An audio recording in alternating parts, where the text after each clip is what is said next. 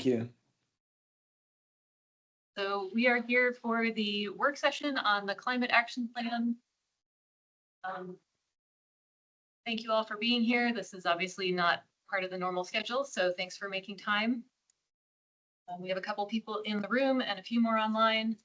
So as just a reminder, or for anybody who hasn't been to a work session with us before, for these, we don't do things like roll call. We don't take minutes. We will have a recording that will be available after the meeting.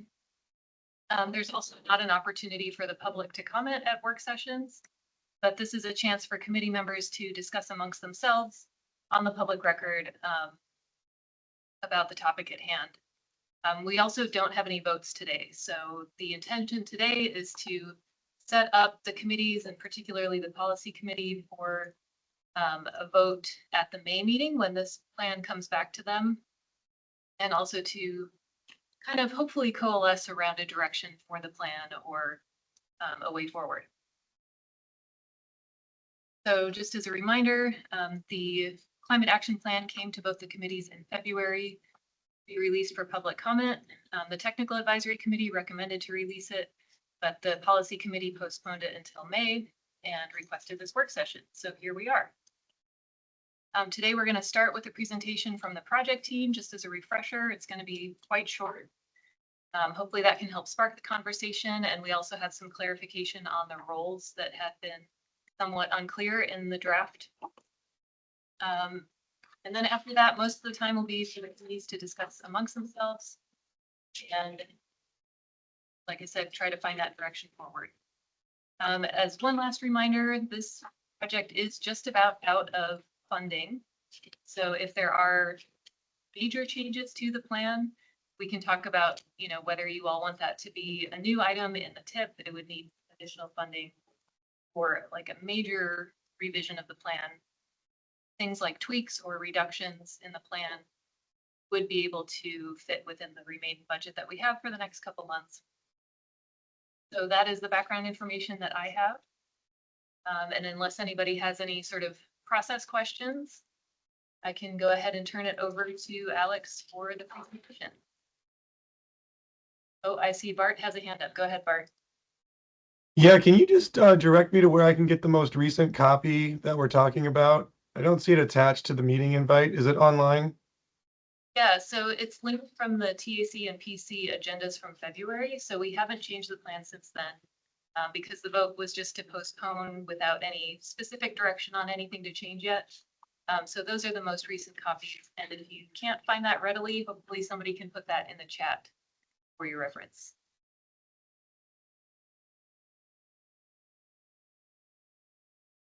Any questions? Alex, are you able to share your screen?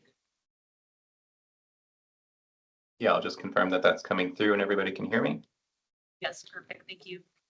Great, thanks. I do want to have my notes to myself. Seems like I may not be able to do that.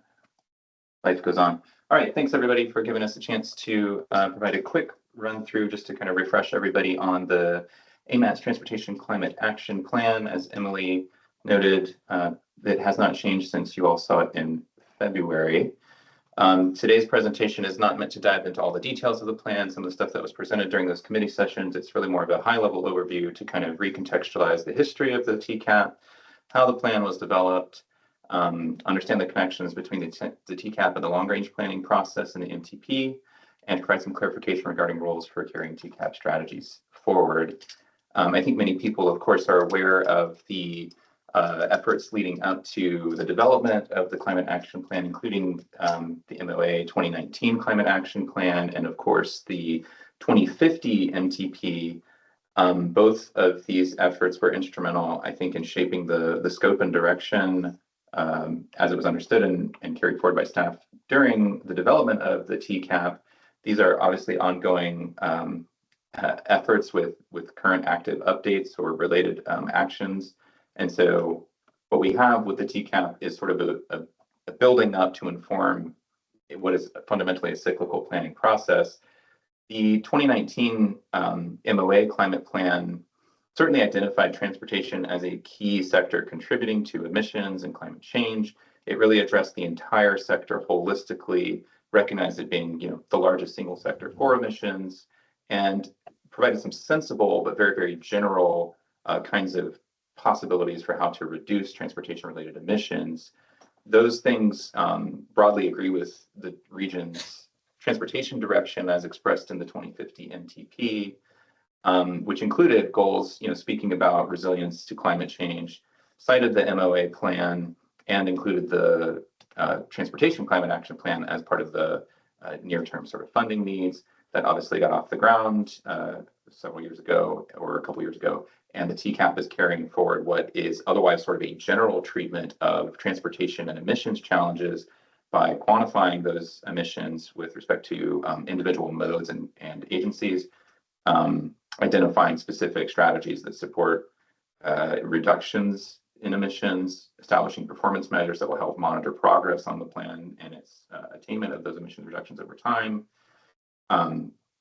proffer some potential policy or goal-setting improvements to strengthen climate considerations in the NTP and the long-range transportation planning process, and identify some critical corridors that are vulnerable to climate-related hazards and some candidate resilience projects. So that was all done through sort of a multi-step, multi-phase process whereby we looked at the existing conditions, went to the stakeholders to understand what were the kind of key issues and actions that they were already undertaking, things that they thought would be achievable in terms of emissions reductions, and what kinds of strategies would be potentially suitable for reducing those emissions and preparing the region for climate change. That led to a robust scenario analysis that modeled emissions reductions and helped generate a collection of core recommended strategies that would kind of work together synergistically to bring about emissions reductions that would be consistent with the goals. And just as a reminder, we set a 30% on-road emissions reduction goal. That means the car and truck traffic for the most part by 2050 relative to 2023 conditions. And then that sort of prompted some recommended actions in terms of coordination across agencies, as well as monitoring performance and delivery of the plan over time. So that really hits the road in the Metropolitan Transportation Plan, that sort of 20-year plan for the region that is kind of one of the key focal points of any MPO's activities, and certainly AMATS is no different. There is an opportunity to carry forward or change the project mix based on the TCAP recommendations in forthcoming updates. Possibly, well, probably not really the 2052 a minor update because of schedule pressure, but going forward, certainly the recommendations of the plan can influence the MTP. We have presented here the kind of mix of projects that's endorsed by the 2050 MTP. Again, this is subject to a minor update coming up in the next year or so. But there's definitely a mix of additional kinds of investments and strategies identified in the TCAP that would enrich and modify this list potentially, again, sort of carrying forward the region's emphasis on climate preparedness and emissions reduction as part of their long-range planning process. So these next few slides, we're just going to breeze through very, very quickly. We wanted to identify, in case it was suitable for discussion today, what AMATS can control, what AMATS can do to sort of convene partners, and what sort of roles are suitable for other agencies to take the lead on. So AMATS can control, again, the sort of investment strategies in terms of funding for non-motorized facilities, right-sizing roads through things like the Complete Streets policy, developing individual marketing programs and other sort of related TDM strategies, and really take the lead on those things. Obviously, they benefit from and will have participation from partners like MOA, DOT, et cetera. These are not seen in the modeling as being the difference makers. They have a minor effect on attainment to the goal, but they are certainly significant and important parts of the regional strategy, not just for emissions reduction, but for kind of holistic multimodal transportation. What AMATS can influence, on the other hand, is the kind of funding pipeline. And again, this entails partnership with other agencies. So In terms of investment strategies, we're talking about things that can be done to incentivize the adoption of alternative fuels, expanding the charging infrastructure, helping to procure vehicles for things like the transit fleet, although AMATS is not, of course, involved in the operations and maintenance and other considerations that are really important for those kinds of things to be holistically achieved and successful. Again, these are minor contributors to the success of the plan, although it's worth pointing out that an expected sort of market-driven shift towards electric vehicles or other alternative fuels is expected to be a critical part of achieving our GHG reductions. Program strategies, we've got employer commute programs, and then on the, which involves participation from employers, and then on the policy side, the plan really endorses the region's direction in the 2040 land use plan and doesn't really deviate from that even in its current recommendations. So we've indicated that as being the default assumption for the plan rather than having an effect on the goal. And then finally, what AMATS can help convene partners to do is a list, kind of a larger menu of strategies. And I think this was some of the core content potentially for discussion today, where participation from these others and speaking for others, is something that we obviously want to be sensitive to and identify that these things can bring sometimes minor, sometimes moderate, and sometimes significant GHG reductions benefits, assuming that we can have a full and robust partnership with other agencies. Finally, we'll touch on resilience strategies, recognizing that this is also an area of vulnerability with respect to climate control. The plan includes analysis of exposure and criticality and identifies kind of high-level solutions for addressing those things. Certainly, AMATS can be in the driver's seat on monitoring resilience and facility performance over time, and then introducing potential interventions with respect to hardening, nature-based solutions, operational coordination, and winter maintenance. These are all outlined in more detail in the plan document, and so we can come back to those if needed. That led to a treatment of the projects on those critical exposed facilities in the TCAP to sort of say that, hey, look, we can reshuffle MTP priorities, advance projects, and influence the scoping of the work associated with those projects potentially to include the kinds of strategies that would help promote resilience, especially for vulnerable communities, which was a consideration in this as well. So the last thing we mentioned is that because this is a convening opportunity, like a convening agency, really, MPOs work across state and local partners, modal agencies, et cetera. The plan calls for a working group that sort of focuses on AMATS' core business of doing the long-range planning and regular sort of transportation planning work that you know and love, but also providing influence through leadership by convening partners that can help implement strategies and carry them forward, and be the conduit for reaching out to the community and continuing to build consensus at the grassroots level for climate action. So hopefully that was helpful. If we need to revisit anything during the discussion today, we're happy to provide a commentary from the project team. Thanks. Great, thanks, Alex. Yeah, so that's our refresher. If you guys have questions, now might be a good time for this. You're also welcome to discuss amongst yourselves. Yeah, who wants to kick it off?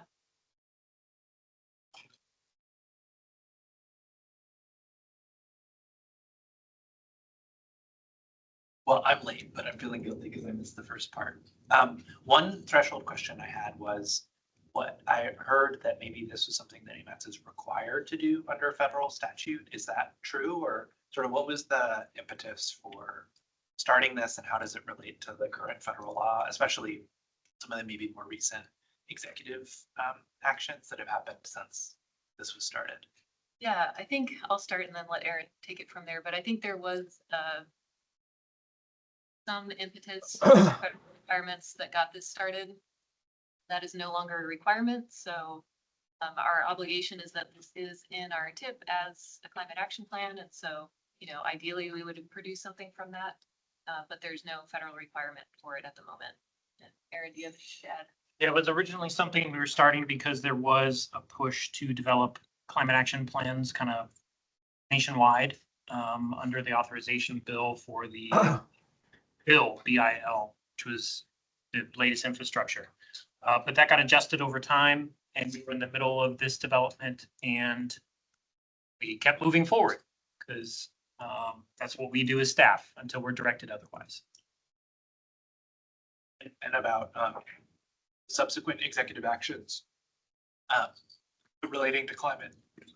Do we know how those might impact this? I have not been made aware of any impacts that would happen because of this plan in terms of any of the actions that have been taken on a national level. So I don't know. That's kind of an open question at this point because we don't really know what that means in the long run. You know, the thing is that this is just to help us inform our process as AMATS. We already have a pretty robust process otherwise. So this doesn't take over or supersede other things that we consider, like the land use plan, any long range plans that the state or muni has. It's just a component to our already existing process.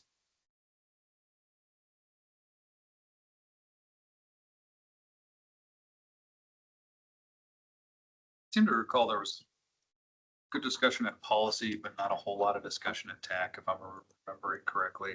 I do remember the presentation. I think there was a kind of a spreadsheet, a matrix of all the different mitigating factors that we were going through. And I think there were some concerns there at policy of who's doing what and that sort of thing. And I think some of those were pretty aggressive. Is that something we can bring up on the screen and kind of walk through? I don't know. Whatever direction we want to take here today, but I think the devil was kind of in the details on how we get to that 30% reduction. Yeah, Alex, are you able to pull up that implementation matrix?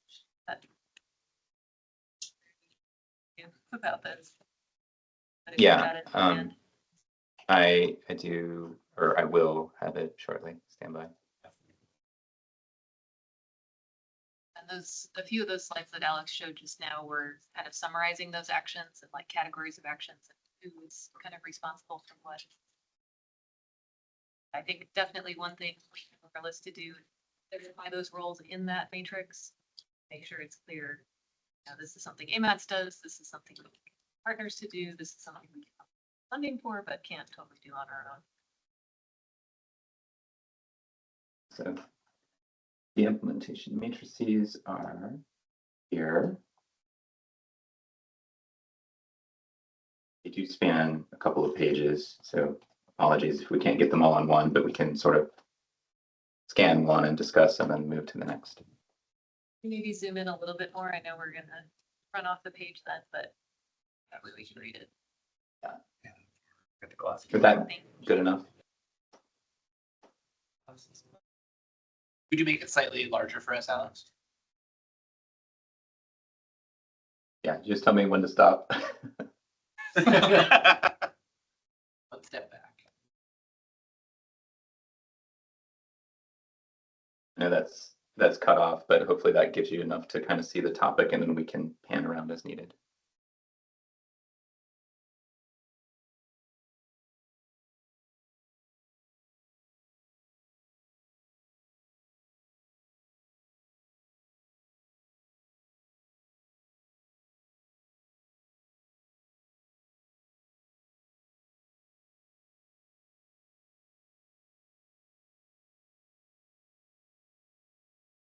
Like one thing I noticed is I think the mode share, I think is second there, is a 35% shift to walking, biking, or transit by 2050. And I know we've talked a lot about mode shift and percentage that's realistic, and I don't think I've ever seen a number as high as 35%. And we're looking at the dial there on the right, it's only viewed as a moderate goal. And I'm thinking that's going to be a pretty heavy lift to get that percentage of mode shift.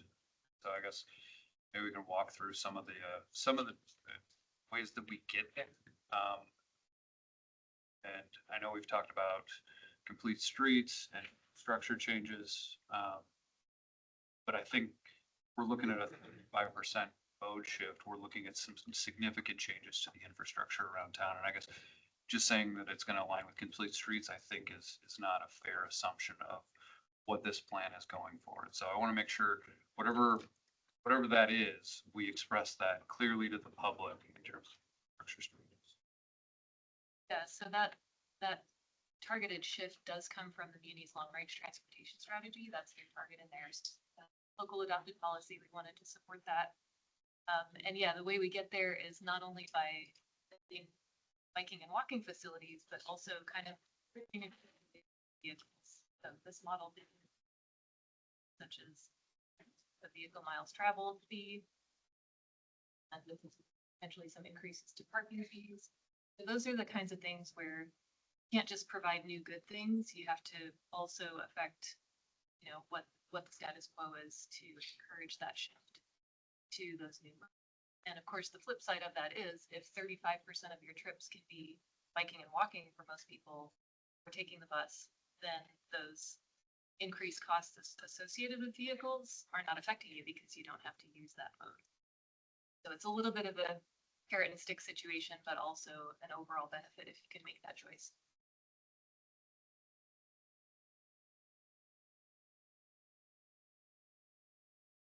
Are these, oh, go ahead, Bart. Thanks. I did have a follow-up question on the mode share. Earlier in the document, there's a strategy to increase transit by the service that we provide, I think by like 50%. But I don't see anything like that in this implementation matrix to actually expand transit service, which I think is key in shifting mode. Unless I missed it. I think you're going right. to it now. I don't think there's a separate transit revenue service miles target or other like metric of quantity of service provided. So that certainly could be tracked as a performance measure.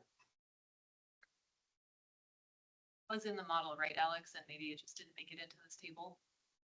It was in the model for sure, but yeah, we didn't list it as one of the performance measures guiding the development of the implementation matrix.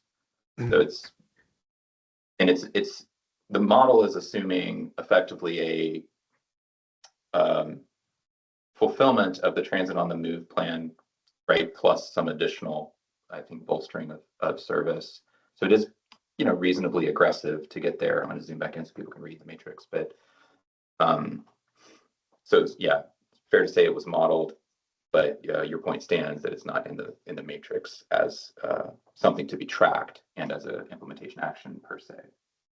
Yeah, I think one of the main concerns there is it is quite the investment. You know, if we add half of our transit service, that's an additional $12 million of annual operating costs. And I think we need to be a little more transparent with what these are costing. And I definitely agree with Luke that this is not a medium range task. This is very much should be in the red, the dial. Yeah, we can definitely make those changes. And just to note, that is another case where the user fees come into play because they will be generating quite a bit of revenue. We have an estimate somewhere, I want to say it was like $35 million annually from user fees that could then be used to increase transit as well as funding non-motorized infrastructure. Those, oh, sorry, Graham, go ahead. No, I was gonna say, Bart, while we have you, one of the targets is to have 100% of the transit fleet electric by 2050. I know electrification has been a challenge. Is that a goal that you already had input in, and how realistic does that seem? Yeah, I did bring this up at the TAC meeting when this was presented. It is not a goal of our department to do that.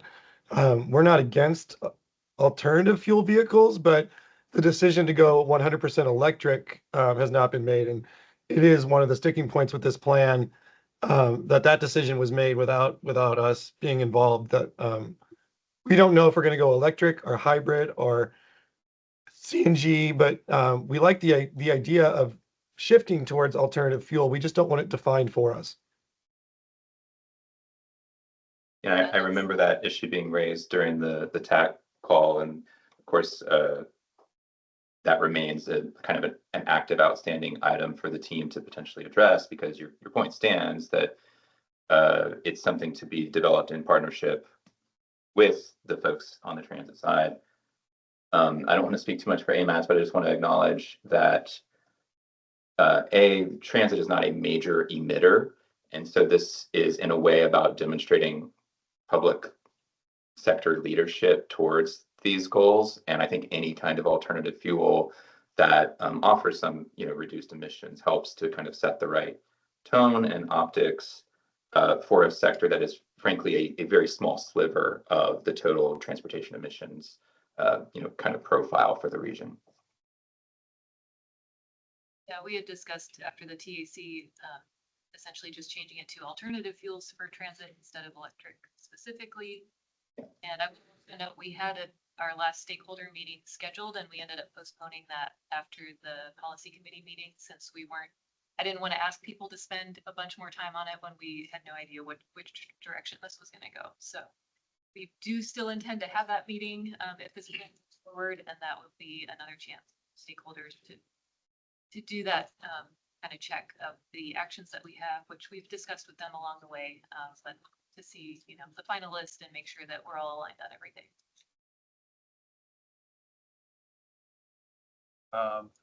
When we were talking about some of the fees that this generates, is that based on today's vehicle usage or is that after 35% mode shift? Yeah, so that would track with the mode shift. There's It's after. actually, yeah, I quoted that $35 million, which I don't even remember for sure. Alex, do you happen to have that exact number for the revenue that would be Higher generated? than That- that. Okay, was that per year on average, or was that, maybe whatever that number is now, and then would that increase over time? Emily, sorry, real quick. Emily, Joni here. I'm just taking notes, and sometimes it's a little bit hard for me to hear the questions. So if everyone could just make sure they say their questions a little louder, I can capture them. But can you just clarify that very last question for me so I can get that in the notes? Thank you. Yeah, I was asking for the fee generation assumptions we have here. Is that current vehicle use or is that after 35% mode shift and the reduced vehicle usage? Perfect. Thank Yeah. you. And Emily's correct that it is the reduced vehicle usage, and it's not strictly assuming a 35% mode share for bike, walk, and transit, but it's a reflection of the typical like daily vehicle miles of travel and vehicular trip generation associated with it's really a broad collection of scenarios that kind of incorporate the strategies that were ultimately recommended. So that's why it's sort of in range, because it's not exactly oh, here's one thing and that gets us $70 million, but because we're talking about impacts to the provision, like the transportation system supply, as well as programs that would help like really give people more of a relationship to those options, and the host of things that are in the plan. We're deriving the fee on the back side of, okay, what does that mean for how much people are traveling? And if the user fee is on a per mile basis, then that comes out to this much. Well, the fees go to different locations too, right? I mean, we're talking about increases to the gas tax, which would be state revenue. There's the per mileage cost, which I think would be tracked through the DMV was the proposal on that. You've got increased parking fees that would largely go to private lots likely, and then probably municipal parking meters and parking garages, or is it just municipal parking fees that we're talking about? You're just looking at municipal parking fees. For the parking fees, and then, yeah, in this, we went with the vehicle miles tax, not the gas tax. But the muni does have a gas tax on it. So I don't know exactly how the EMT tax would be administered, but yeah, that's a fair point that maybe the revenue wouldn't go directly into these pots. You look into the gas tax question. I To checked on that. I don't, I'm not sure. I will state for the record, I am unsure if it is a gas tax. If you could find the citation. Yeah. Yeah. Maybe I'm thinking of the vehicle registration fee. The state, I think. We definitely have one of those, Okay, but we'll figure it out. okay, nobody take my word for it. You could be right, but Thank you for the caution. Jeff has his hand. Go ahead, Jeff. Thanks. I'm Jeff. I'm one of the consultant team. I just wanted to add the piece of information that the reason for the diversity of the revenue sources is what was implied by the question, that the general planning goal was to spread costs around multiple instruments so that there was more distribution of revenues. I mean, this is something we would typically do in such plans elsewhere in the country, so that there's no single source of revenue that you're pinning all your hopes on, but also to acknowledge the fact that the funding, has its own accounting system and its own steward, if I can put it that way. So the intent was to have multiple instruments to spread it around. But also, I just wanted to observe that the behavioral effect is, except for the parking fee, kind of agnostic. So anything that increases the use of a drive alone vehicle has a behavioral effect. So I just wanted folks to have that information as to the background of why these choices were made. Thank you. correct. Municipality has a motor vehicle fuel tax. It's 10 cents per gallon as of. Thanks for clarifying. Member Keith, I think you have your hand up. Oh, yeah, thank you. This is probably a good example of perhaps an alternative structure where that could be beneficial. I mean, VMTs, this user fee, is for my awareness, require legislative action. I mean, that's a major policy call, which has not received support in the state. And even VMTs on electric vehicles has very minimal adoption by states across the nation. I think there was a few, but maybe that's increased in the recent couple years. But I would suggest here that there's a big caveat, a major asterisk, that we say, hey, and if this happened, then this would be the savings. If these funds came into the municipality, but yeah, I think a point was brought up that typically that's also decisions that are made at that statewide level. So just something to consider as we move forward with like some ideas for the next iteration. It's just if there's such a big policy call at a document like this, I would feel more comfortable approving it if we had that endorsement or official, recommendation or approval by the agency that would be ending up endorsing and spearheading that policy change. Yeah, good point. Thanks. And I will just note, probably many of you have made this connection already, but the reason we didn't go with the increased gas tax was because we are expecting more electric vehicles, and therefore the gas tax becomes less effective at actually generating revenue. But that would be simpler given the mechanisms we have in place currently. Member Baldwin Day has her hand up. Yeah, thank you. Following on to some of the comments that have been made about, various agencies or entities actually receiving the capital that would be generated from some of these mechanisms. What steps have been taken, and what steps would we need to take to generate buy-in with each of those entities to ensure that the funds that were being collected were actually allocated to the purposes that we had outlined here, and the policy changes that we'd like to see implemented? Yeah, I think some of that may need some further discussion, because I don't necessarily know all of it off the top of my head, but I do think that point about the way that it might work is for the VMT tax to be administered through the state, and therefore the funding goes to the state.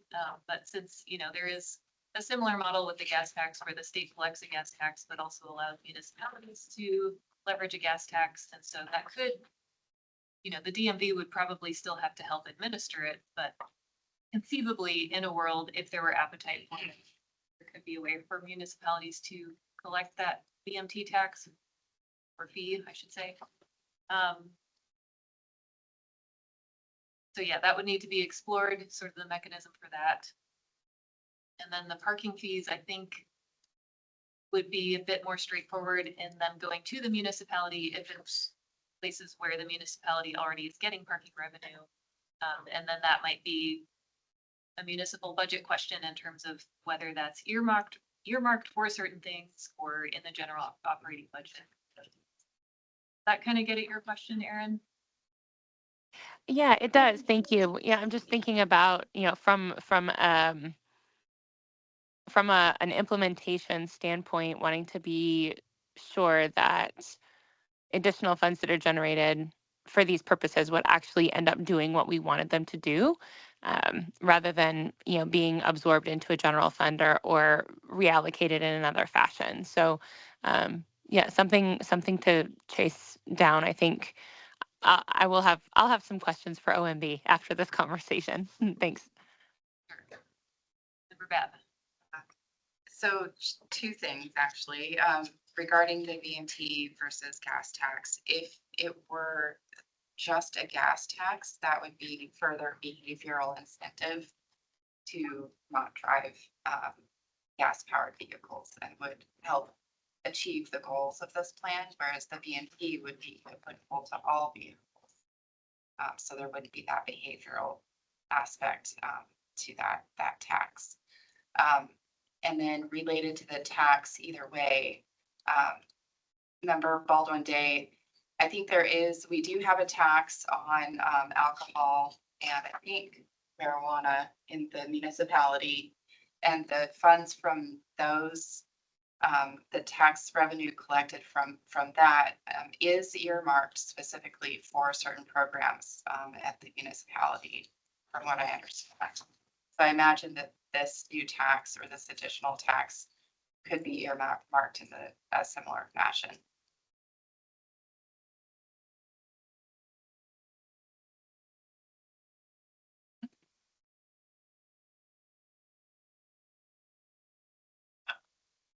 I think maybe Jeff has a hand.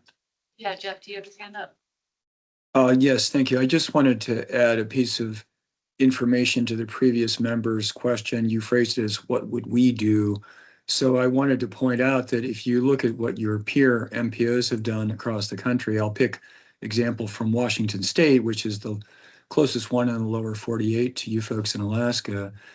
You know, MPOs there have a standard meeting with each other, and they, through the type of working group arrangement that we described a moment ago, take steps to engage with the State Department of Transportation, the Secretary of Transportation, and the state legislature. So one of the things that those types of venues do is to discuss these things with the concerned parties. You know, the state legislators who might sit on your transportation committee, for example, and then local leaders who would be concerned with all the various details that you've raised. So I just wanted to answer that question clearly, that for a group like yours, we see your peer MPOs actually taking steps to have them actively discuss these exact topics with leaders in other parts of the state, other MPOs, local agencies within your planning area, and things like that. Thanks. That's very helpful. Thank you. Go ahead. Yeah, I just wanted to add a couple additional layers that with respect, I mean, the gas tax is conceived itself as a user fee, and of course, historically has been largely allocated to funding, you know, highway programs with the idea that there's a correspondence between fuel consumption, highway utilization, maintenance, and expansion costs.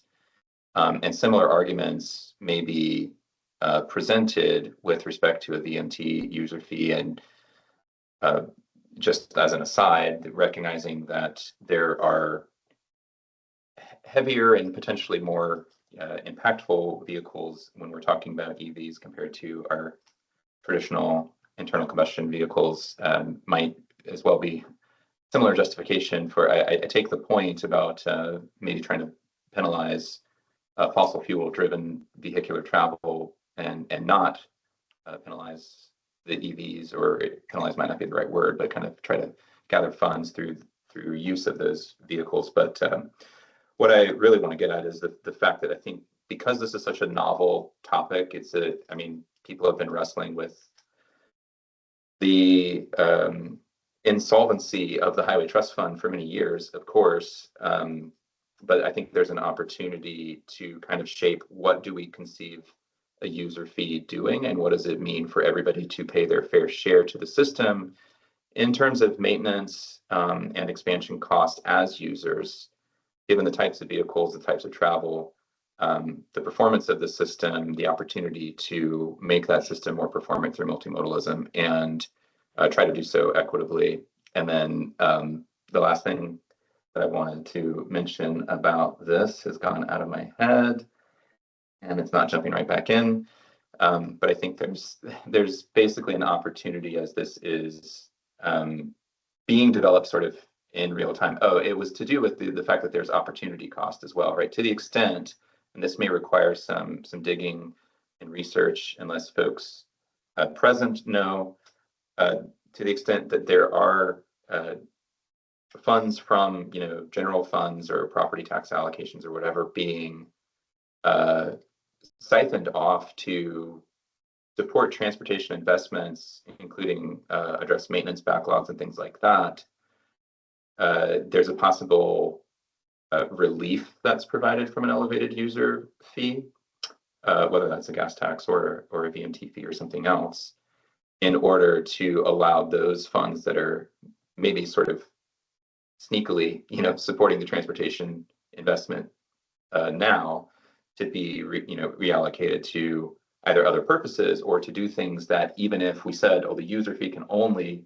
support roadways because those are the users, potentially there's a relief to the general funds that allows some of the non-motorized or multimodal kinds of investments to be facilitated. Obviously, everybody loves cost reductions as well, but I think it's a very complex and thorny kind of question at the end of the day, and obviously will kind of unfold in each jurisdiction in its own respective way.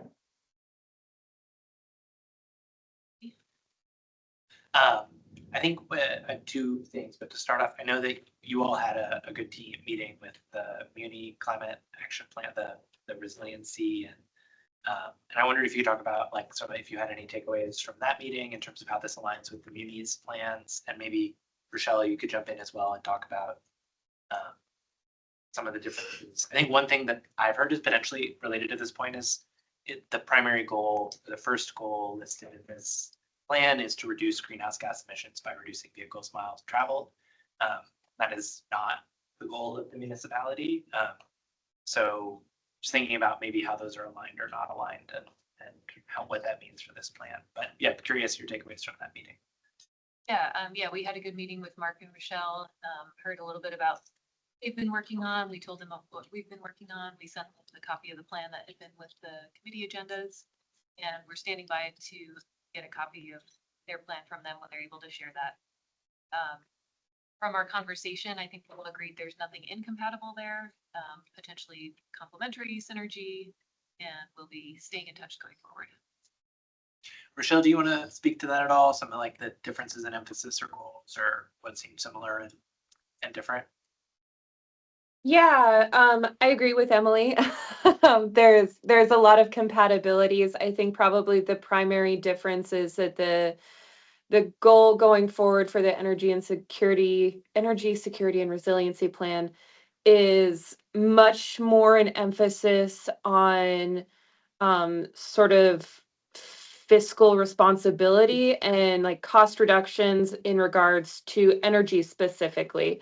And so we're sort of separating out the focus on GHG reductions and focusing sort of on that energy piece and the cost, not necessarily cost savings, but the potential to stabilize costs related to energy, and which it obviously includes transportation. The other primary difference is that it's really focused on like what the MOA can do internally.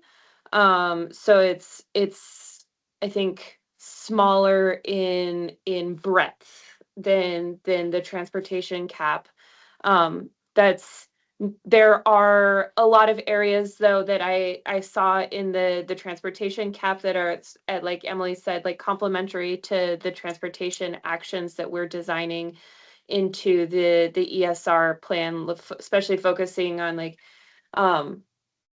fleet electrification, alternative fuels for our MOA fleets, stuff like that, which Bart also mentioned, I think.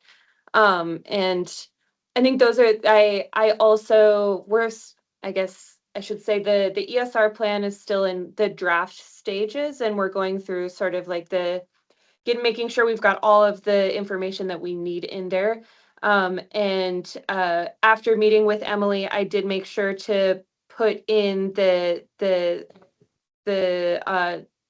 supporting the energy transportation related goals that are contained within the transportation cap as well, so that the two plans tried to speak to each other.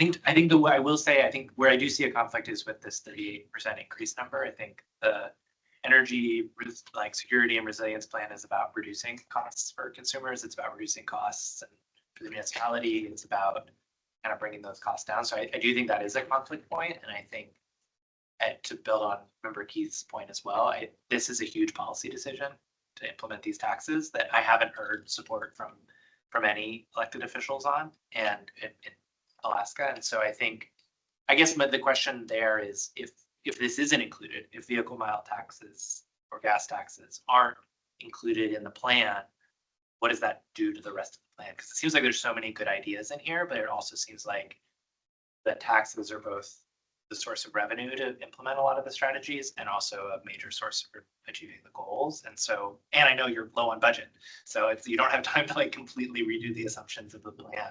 So I guess I'm sort of, what would it mean for the plan if we removed the vehicle mile taxes? I think that would have a pretty substantial effect. We do have enough budget to run a couple more scenarios with the model. So that could be something that the committee can decide, to direct us to run certain scenarios and kind of see what happens with something like that. But just as a reminder, if we're saying you can walk and bike 30% more and take the bus 30% more, and your costs increase 38%, that kind of almost balances out on average. I know that certainly affects different people different ways, but keeping that in mind, I think helps put that into perspective. Following, I see on this page here, we've got percentages or reductions for the different aspects. I wonder if that's something we could include in the table that has all the different metrics arranged. And I don't know if we have it broken down to that level, but I think about EVs and more common. I don't know if we've got percentages on the percentage of EVs that are on the road now versus how much we're increasing year to year, but that might be a good thing to have in terms of how tough is that goal versus, to Graham's point, the 38% increase, I think is going to be met with significant political opposition. And like you say, different families have different, some individuals, their lifestyle can accommodate walking and biking and transit. Families with small kids, hours of daycare, you can't get them there, get to work a full day, and then get back and pick them up if you're taking the bus or biking or walking, unless you're really condensed right in one area, right? It's kind of rare.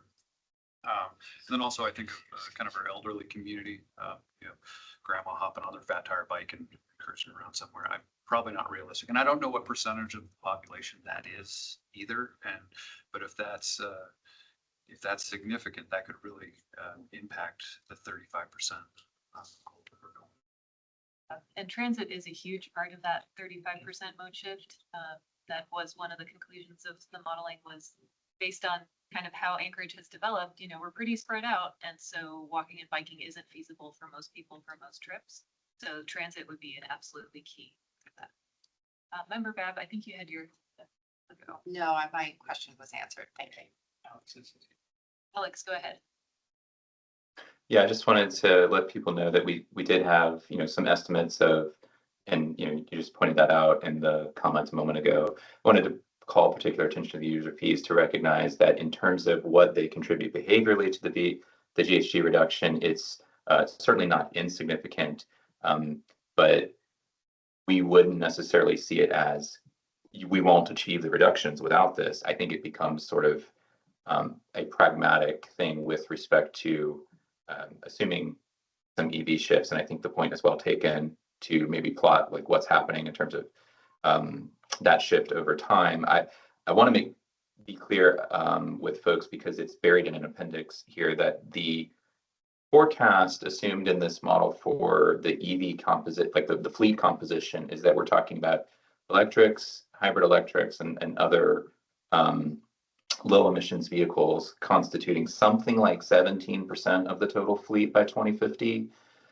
which of course is a meaningful number, but hopefully we're not, over promising by saying that's going to be like, oh, everybody's driving around in an EV or something like that. We're, I think, being true to national trends at least, and I think we've agreed to examine the extent to which Alaska might have a different trend line that would affect that number.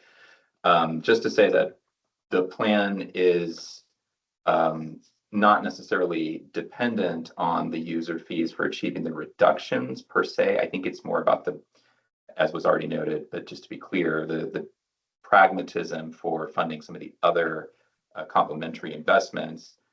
We need funds from somewhere, and that would be one way to try to generate those. Of course, there are other mechanisms. Everything comes with cost at the end of the day, and I think I'll stop there, but just to say that it's not like, of the 30% reduction, we're getting 25 of it from user fees, or it's mostly from the shift to the technology and support of multimodal investments like in transit. We're seeing a good chunk there. So thanks.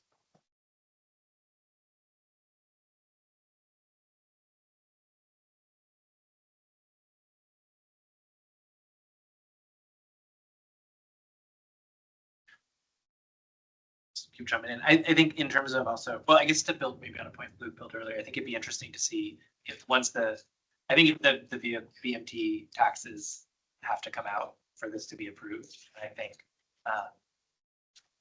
it would be interesting to see what are the fund sources for the remaining priorities, and how maybe do we have to make harder choices about those priorities, and kind of ranking those a little more clearly might be helpful for the policy committee.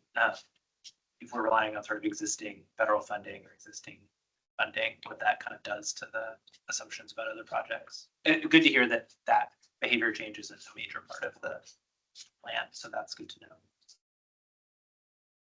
I think I'd also be curious to know about how we're going to monitor and measure progress. I saw that was an emphasis in the plan, and I was wondering if that's something that's already built into our budgets. Is that already part of the tip? Is that start thinking about like who's going to be monitoring and how we're going to be doing that piece?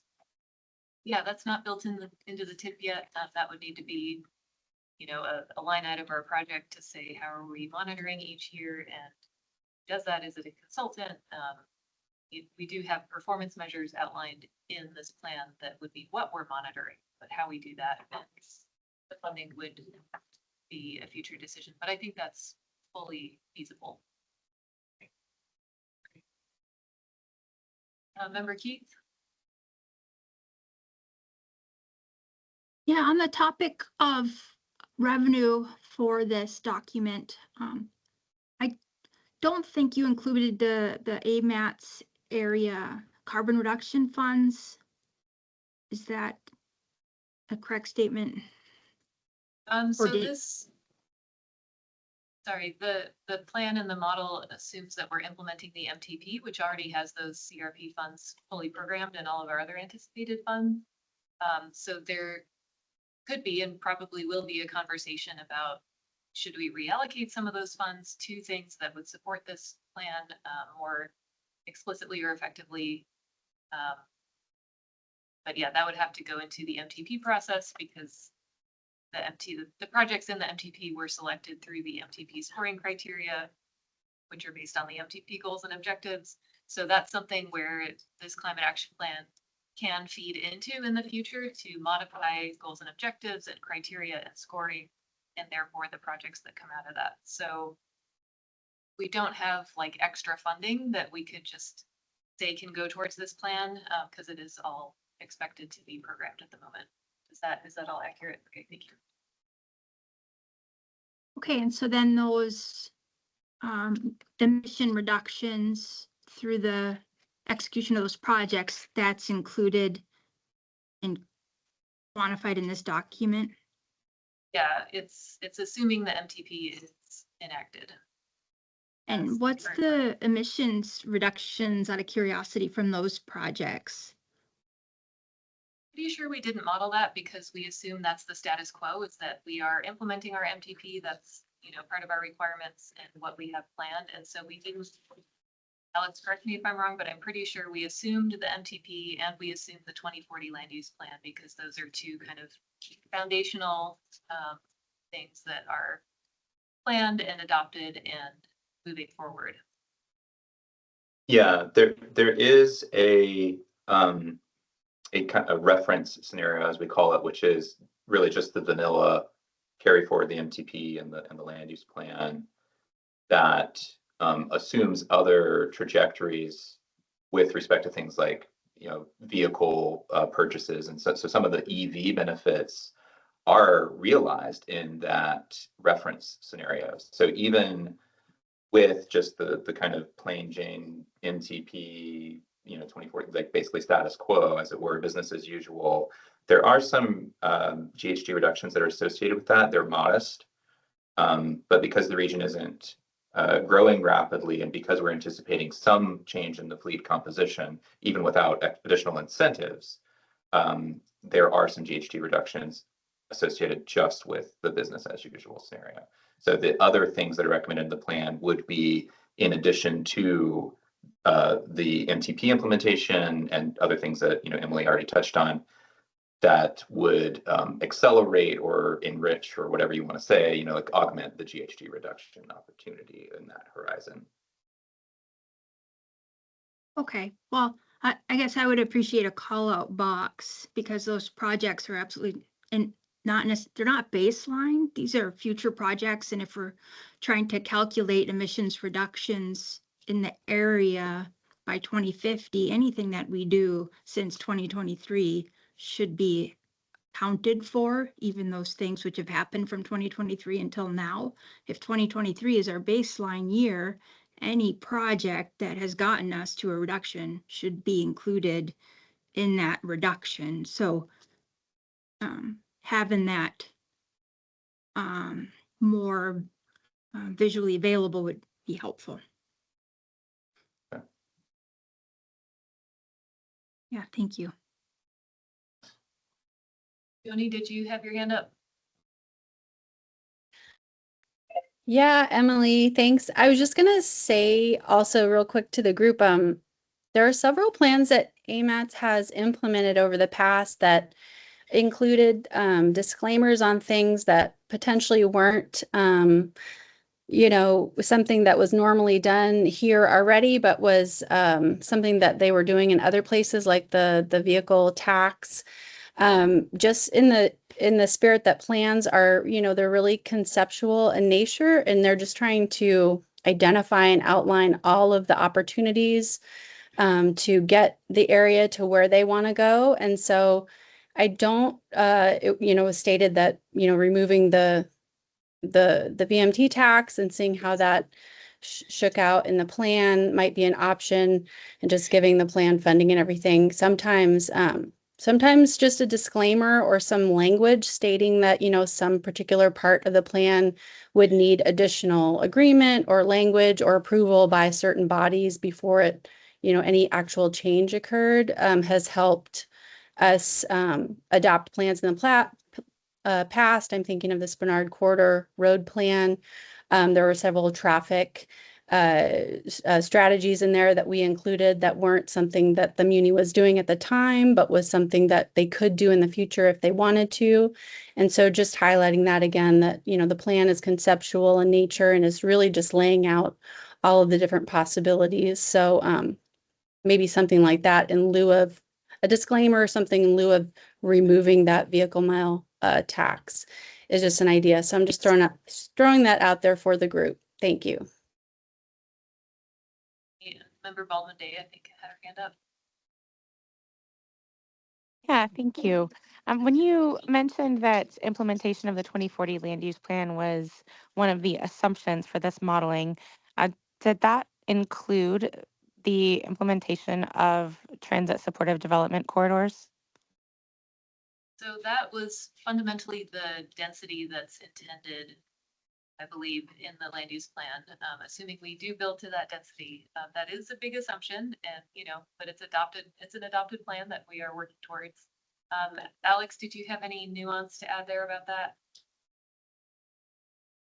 I actually am thinking that Jeff might be best prepared to speak to this in particular because he developed most of the forecast with respect to land use. I have some things I can add to it on the back end of that potentially. Yeah, Emily's statement was accurate. The primary effect on the modeling for the climate action plan was the expected increased density that the 2040 land use plan would achieve in terms of, excuse me, concentrating households and jobs in the areas that the LUP designates in the future. And that, of course, has knock-on effects with transit usability. These things tend to go together, right? As you've, I think, heard. Yeah, absolutely. Yes. Mm-hmm. That answer your question, Member Baldwin Day? Yes, thank you. Okay. Downey? Really appreciate Joni's suggestion of a disclaimer, but I think the VMT taxes just have to come out. I think we can't, it would be very hard right now in this environment.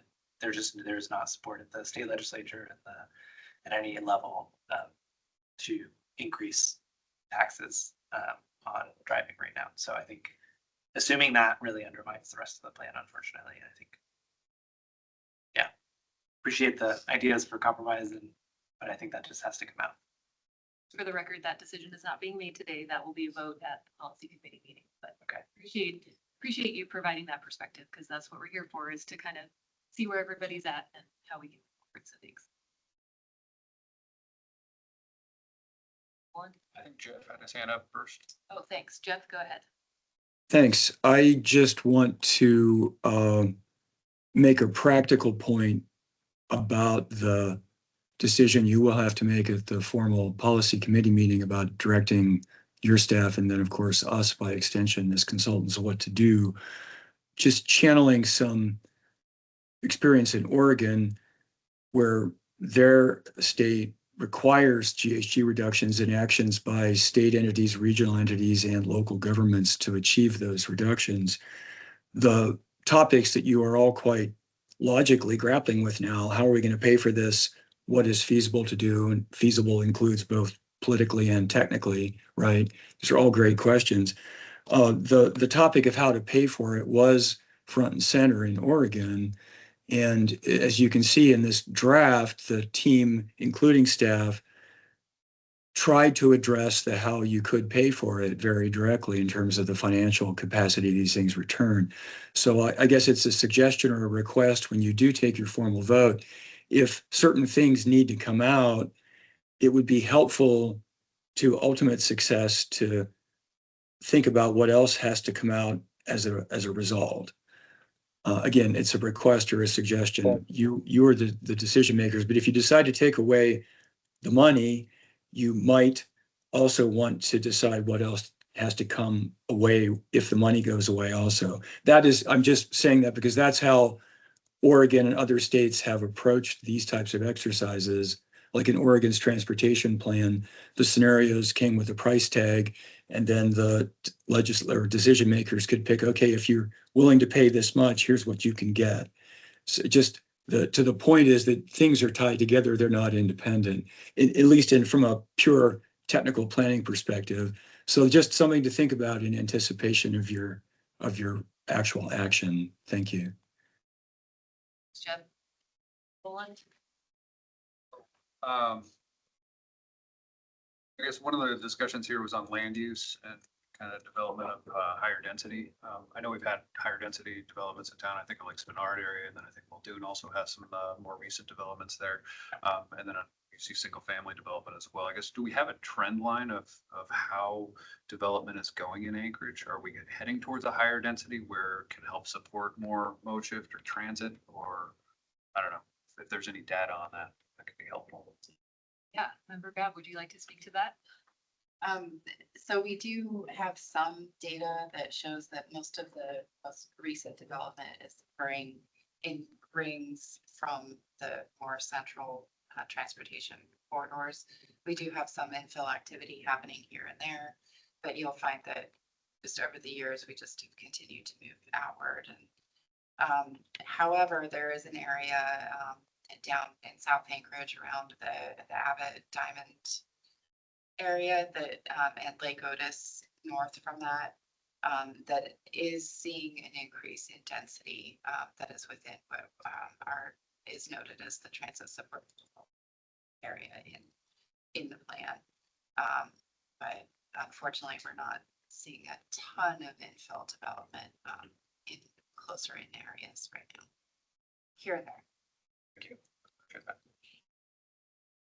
Member Keith, did you have your hand up? Yeah, thank you. I put a few things in the chat.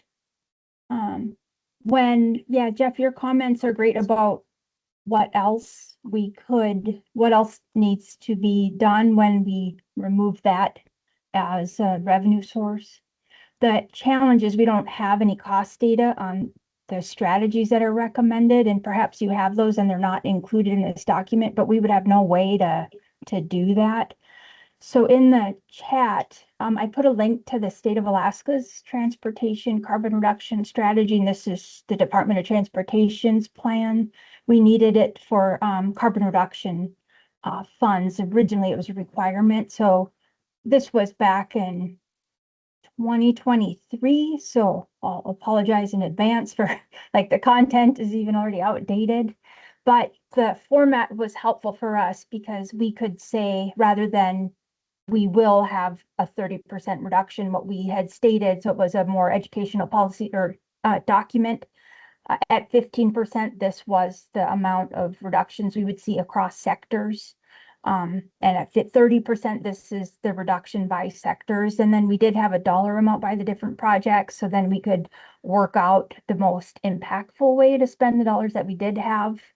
And then the last image is of a snapshot of the model that was used to complete the study to come up with those projections of emissions reductions. So I think if we could have that as appendices, it would certainly help with decision making and make this document, which would be very, very useful.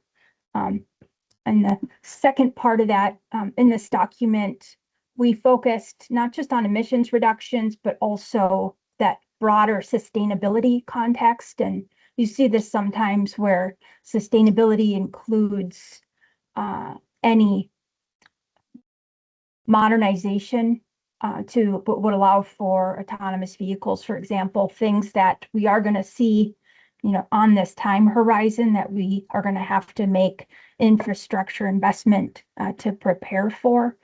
And all of those things do get us closer to enabling the 20% of EV use on our systems. And, we need to have the charging infrastructure that goes with that. And all of the pieces that we're talking about are good, but we could broaden the scope slightly to include more sustainability factors rather than it just being a climate action plan. And I think those seem to represent the values of the municipality and the state. Thank you.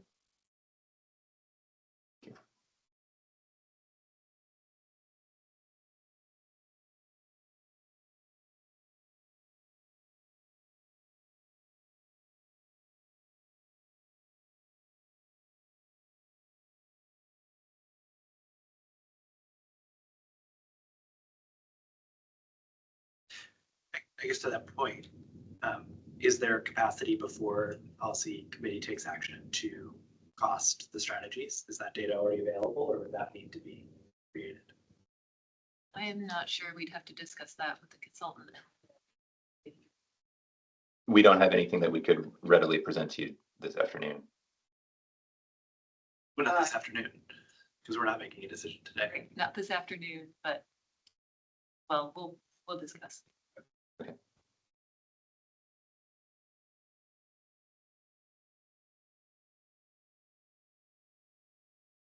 A lot of good discussion today. I guess what's the timeline for making some of these changes and getting this back in front of TAC policy or everywhere else that you guys are probably communicating this?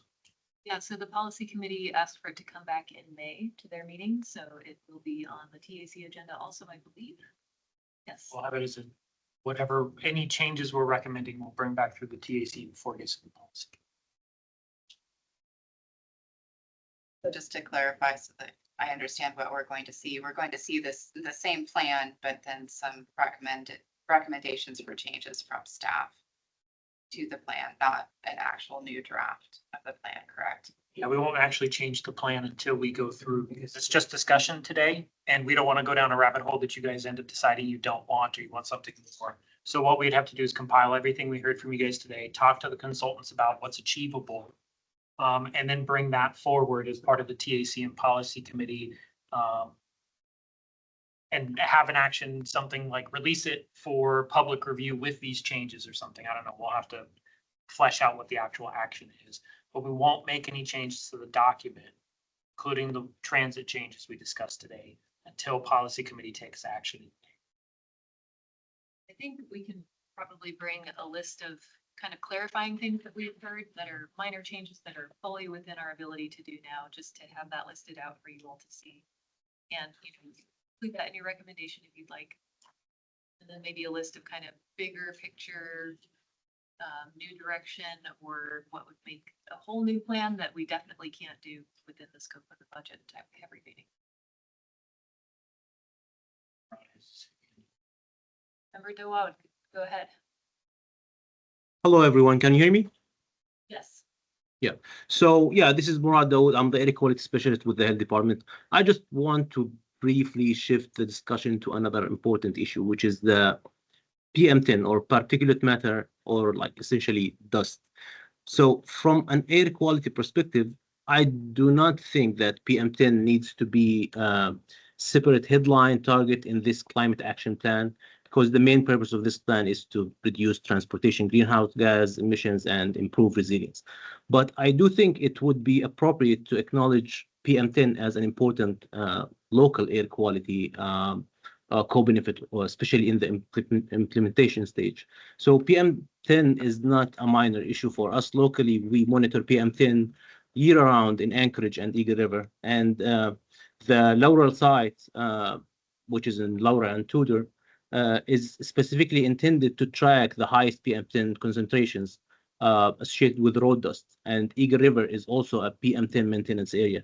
So Anchorage can also see elevated PM10 during the spring breakup season, when road dust becomes like a great issue. The plan and the appendices like already connect this work to air quality and the conformity and the transportation funding.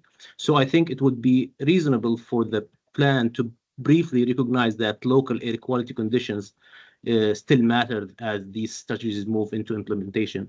I would also like to add that seasonal dust control should be acknowledged, or should be considered at least, even if only briefly, because this is where the issue becomes very real on the ground. We are already starting to see those conditions this season.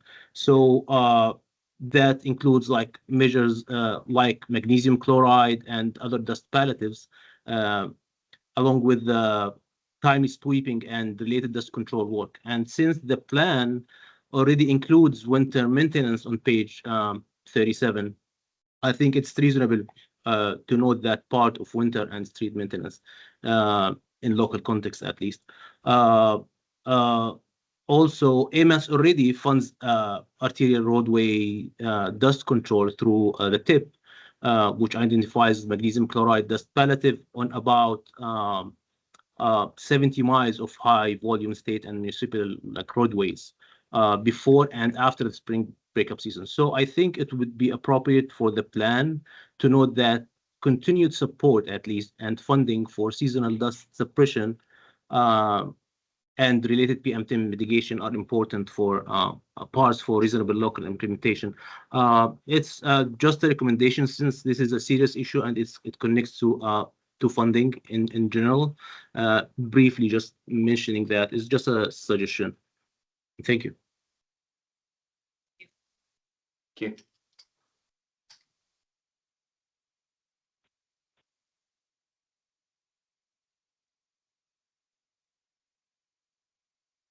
I guess I would say as a policy committee member, if you need to bring us an item that's like, we want more time in May, then that would be fine by me personally. Definitely want to have you all put the thought into it. I think I'd also say for clarity, I think another change that would potentially be helpful to consider at the policy committee and to consider how much it would change the plan. So to get your input on how feasible it is to make the change would shift, I think, away from the idea of reducing vehicle miles traveled and a greater emphasis on enabling other forms of transit. So just like a little bit like that positive framing as opposed to the negative framing of we want to create more opportunities for people to ride transit. We want to have more opportunities for walking and biking, more connectivity, more safe infrastructure for alternatives rather than we're trying to reduce the negative of we want people to drive less. We're going to try to force people to stop using their cars. I think that will also make it easier to support and build support for the goals in the plan.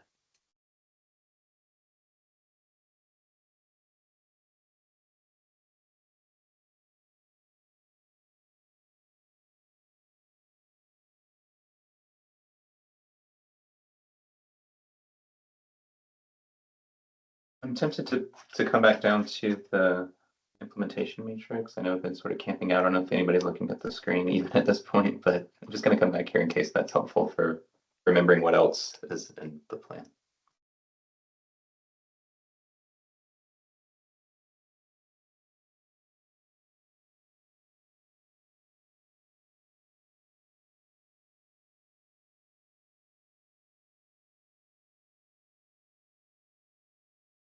One thing that was mentioned in the study here somewhere, and I was just scanning through trying to find it, but I think it mentioned a toll on the Glen Highway as part of the proposed plan. So over at DOT, we've talked about tolling different facilities and where that can make sense. And usually you have an alternate route when you implement a toll facility. The Glen being kind of the only way out of town for Anchorage and the Kenai Peninsula to the north. That would be a pretty big challenge for us. And so I guess I didn't see it in the matrix, but is that part of the revenue generation and part of the plan here? Or is that was just something that was considered that isn't being pursued? I believe that we tested some scenarios that involved some tolling of the expressway infrastructure, and I don't even know if it ended up really making the final cut, but that might be buried in an appendix or something somewhere because it was modeled at one point, but it was not endorsed by the plan or a preferred alternative. Yeah, I think for the DOT folks on TAC and policy, that'd be an interesting thing or something we'd want to have clarified in upcoming meetings. Pretty sure it didn't make our list of recommended strategies, but I'll double check on that. Yeah, it's not a recommendation. On that, I'll note, the MTP does actually have an item in the project list to look at tolling on the Glen Highway, along with high occupancy vehicle lanes and bus rapid transit lanes as an option. So just a study, because there were a lot of concerns that came up, but that is an item that was identified in the MTP.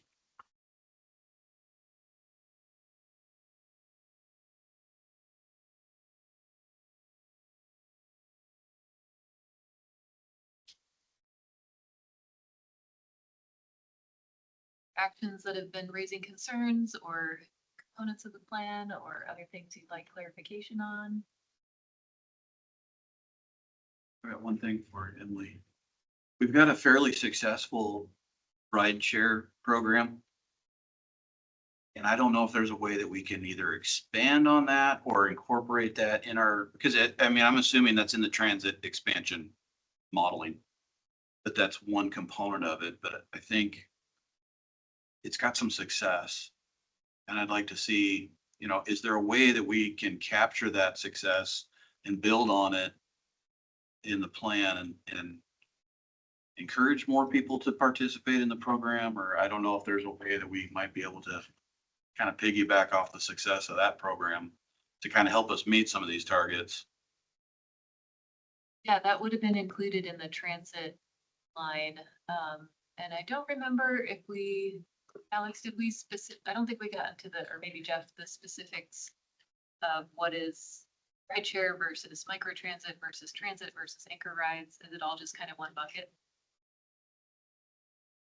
I think unless Alex has it at his fingertips, we'd have to look at the inputs. There are, there can be individual assumptions for the sharing program versus fixed route transit. So we can unearth those and have those sort of the assumptions that we did make readily available. Yeah, I think most of our emphasis on things that we were changing would have addressed more the fixed route system. So I'd have to learn more about the ride sharing and success stories and understand where, because I can imagine some of that falling in maybe one or two of the areas, like the tables that are manipulated for modeling those kinds of inputs and seeing what they do to the behaviors and emissions. It's a part of the whole, in other words, as Emily stated. We just would have to unearth exactly the assumptions we made. Exactly. Don't put anything in there about the success. We need to make sure to reach out to transit to get that identified. So we're all on the same page on it. Member Keith and Member Baldwin Day put a couple of things in the chat that they might want to see too. Maybe. Yeah. Keith already spoke to the items she put in the chat. She did earlier. Oh, Joe, 2 seconds.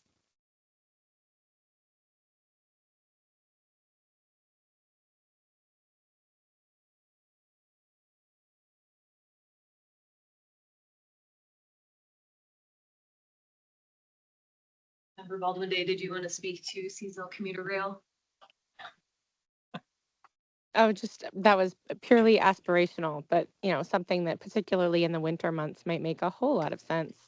And I know there have been conversations among various partners, including the railroad, about doing a pilot of that kind of program. I don't know where those conversations stand at the moment, but if we're looking out at a 2050 horizon, that might be something worth contemplating as a part of this.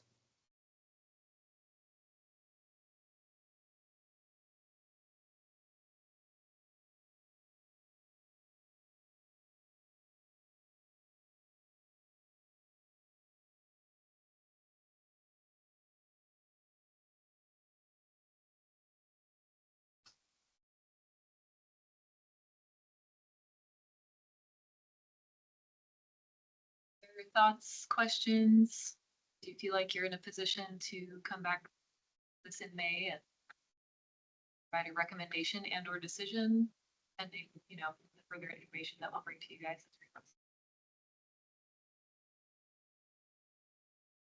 It kind of depends on the manner in which that comes in. I think to Graham's point, yeah, if this is something we need to extend so that we can see what the changes look like in the document, that might be something that would follow.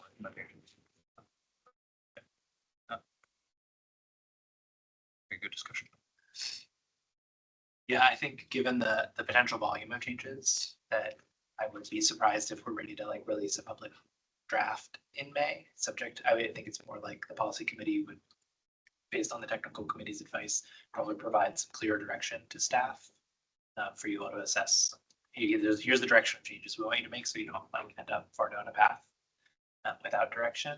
But I don't think that we'd be ready to say, and at the end of that, release it for public. I think we probably wanted to go back for another round of review. Is what I'd imagine probably the process would, if that makes sense to staff.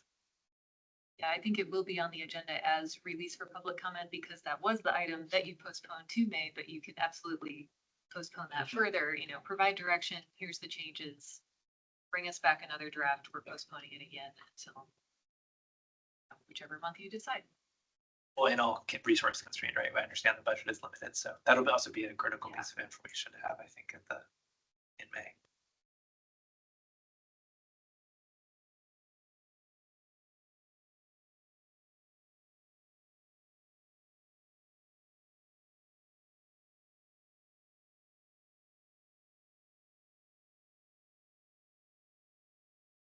Well, there's nothing further. These are full 2 hours, so I'll give everybody one last chance. Speak up. I'd just like to express my appreciation for how much time and effort and work and thought has gone into this document. And yeah, appreciate the project team for giving us this opportunity to dig in a little deeper. Thank you all.